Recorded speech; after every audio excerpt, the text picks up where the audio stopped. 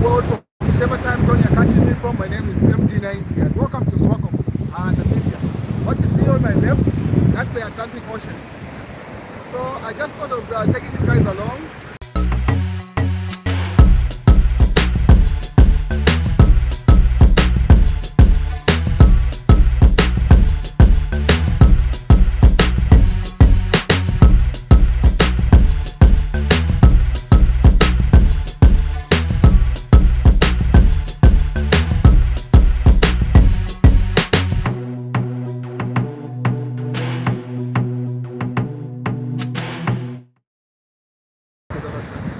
So how long have you lived in this place? This place, something like six oh, I didn't even introduce you to my audience. So guys, just a second. This is a gentleman that I found in the local business person. He wanted to capture some of the pictures of mine on his camera. His camera. Yeah, I got it here. So I was like, no, my phone would be able to do a better job. But instead of me just denying him business, I was like, okay, fine. You use my phone to capture my pictures, and then I'll still pay you the amount that I was supposed to pay you using your camera. So now you know him, I can talk to him. What's the name again? So my name is Roger. Oh, come closer. You have to be louder. The way I'm okay, my name is Roger. Roger. I've been in Stockholm something like 7 years. Yes. Yes, but I'm a Congolese, I'm not Namibian. Are you serious? Yeah.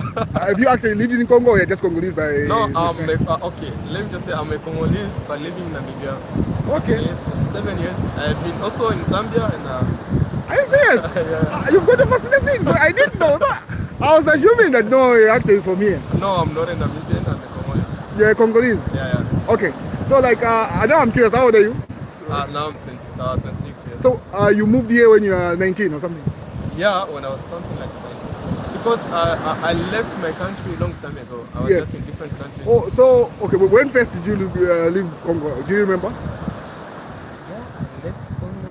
Was it you or with your family? Or no, I left Congo alone because my family, some of them I knew. Yes. Yeah, but I left Congo alone. Okay, and then the first place was Zambia? Or what? Yeah, I went first in Angola. Yes. And when I moved to Angola, I went to Congo Zambia. is also a border with Angola? It's got a border with... Yeah, those are neighboring countries. Yes. Zambia, I lived there for something like 3 months. Yes. I was in Lusaka, then in Ndola also I lived in Ndola, Lusaka, those... Are you serious? Yeah. Is it the same story with the friend of yours that you are with, the one that I talked to earlier on? Pardon? That guy you are with is also from Congolese? Oh yeah, the girls is a Congolese. Okay. Yeah. So when you moved in Namibia, the first place that you arrived at, is it in Swakopmund or you lived in... No, I've been living in Window, and when I moved to Window, I came to stay myself in Swakopmund due to the weather, you know. I just like this kind of weather that the way it is, you know. It's quite cold this place. The funny thing is that... kind of cold, that's the weather that I really admire. Oh! Yeah, because Window, that's our capital city, it's very hot. Yeah, it is. And that's a funny thing I noticed about Window. Yeah. Even if it rains, it's still very hot. Yeah, very hot. That's why I ran away from that It side. never becomes cold. So I was like, what sort of rain is this? It's raining heavily, but it's still warm. But this side, normally, it's okay weather, and people are familiar, you know, friendly. Yes. Yeah. Oh, fascinating. I did not know you're from Congo. I assume you're from here.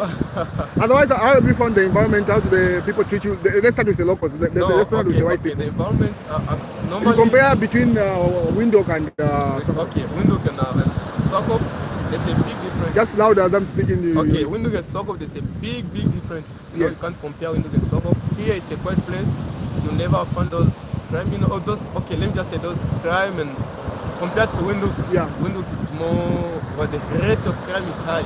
But in Swakop was safe, cameras are everywhere. Yes. Even if those criminals wanna commit a crime, yes, they used to be afraid of cameras, you know, somewhere. Because if you commit a crime here, even if you run, you go wherever they'll still catch you. But Windhoek is not the same situation. Yeah. Here cameras are everywhere.